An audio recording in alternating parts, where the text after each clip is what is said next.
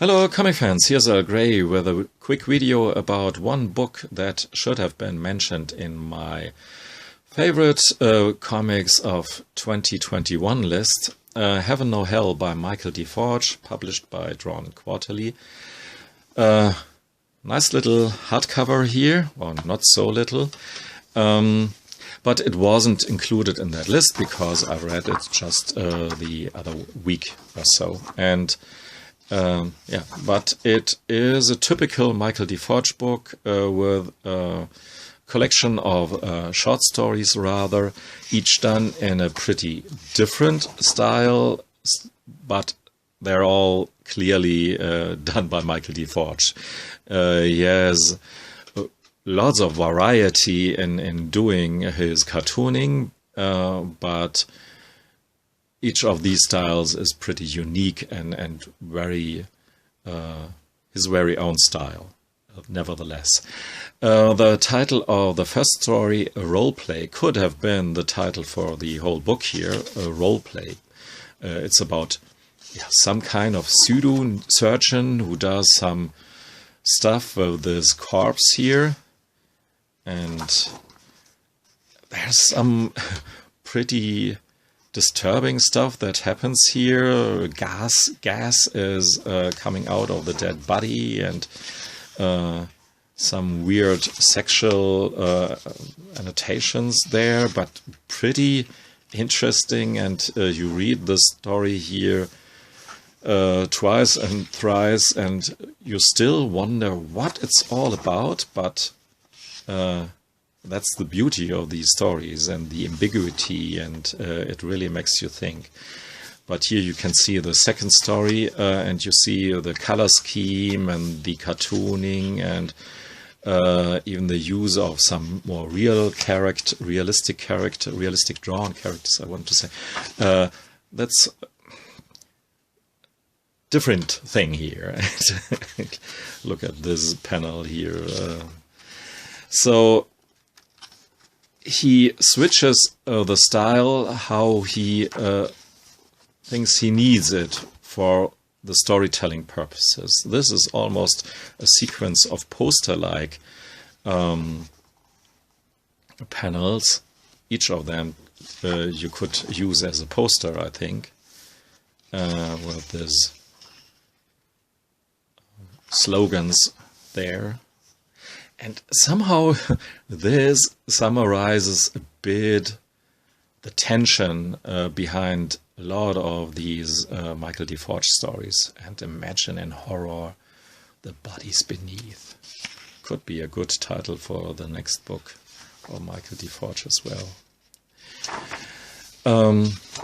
I liked especially one story. Story-wise, this here is my favorite, My Darling Astronaut, because it's really, it's a really bitter satire or analogy or what have you. It's about these two characters floating in space in this vessel here, this lady and that dude there.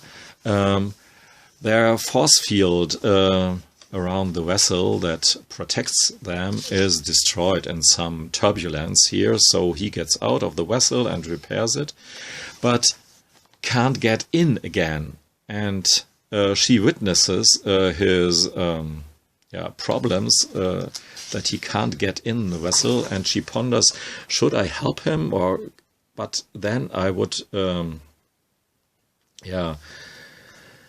risk my own well-being, and it could be that I die as well. And so she doesn't help him and lets him starve and choke to death in space here. And the interesting thing is all the stuff that she makes up here to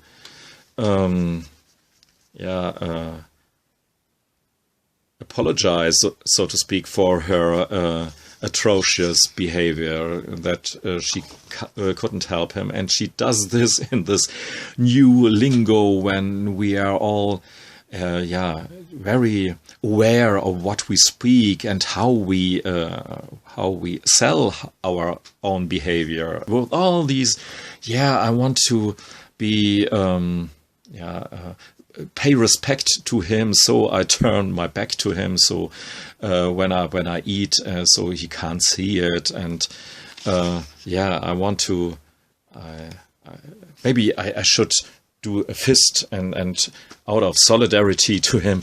This story is such a bitter commentary on all this virtue signaling that is going on around.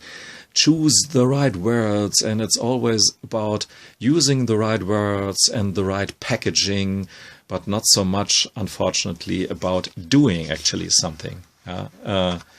All the people still drive around with cars, and after the COVID period of COVID is over, I'm sure as hell all of them will hop into the next airplane and take their next holidays in Mallorca or Hawaii or wherever, and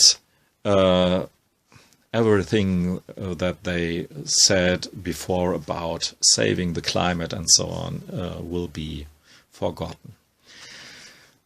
Oh, the next story is much more lighthearted, actually, I wanted to say, even though 3 students got killed right there in panel 3, and this substitute teacher is actually an FBI agent that should solve the case here. And so it's a little crime story in the school here, and you really can get along for the ride and try to figure out who has done it. So this is amongst the Michael DeForge stories a pretty unique one. Like all the other stories here, are really different, enjoyable takes on doing cartoons the different Michael DeForge ways. And this is a pretty psychological tale told by a child. About her situation with her new stepdad. She sees him as some kind of bug, so her mother lays eggs all around their flat, and someday some stepsister comes out of one of the eggs. So this is clearly an awkward family situation told through disturbing metaphors, and but still very ambiguous, not really on the nose, and this ambiguous feel that you get usually after reading a short or longer story by Michael DeForge, this ambiguous feeling that makes you think, what was it? What does he actually want to say with the story? The most interesting thing for me in Michael DeForge's cartooning is his use of abstractions, so that we can put our mind into these panels here, into these characters, into these protagonists or sceneries, and sometimes even the scenery becomes a character. So it's not so unusual that you look at a city or a telephone, and this telephone has an eye, or the city has arms and legs. So it's all very fluid in a way, and we can put ourselves, our own thinking, our own ideas into these stories. There are clearly well thought out stories and structures beneath them. But there are a bit invitations to use your own imagination and to use your own, your own brain to complete these stories. And so this is really the fun stuff in Michael DeForge's abstract and yet pretty concrete stories. And this is, if you never have read something by Michael deforge, this is a good starting point because it showcases his different styles. But otherwise, if you see something by Michael deforge and you are intrigued and interested to read something different and something a bit more challenging, then I would say, yeah, try out some of his books published by Drawn and Quarterly, or his older and first books were published by Koyama Press. Thanks for listening and watching. Goodbye.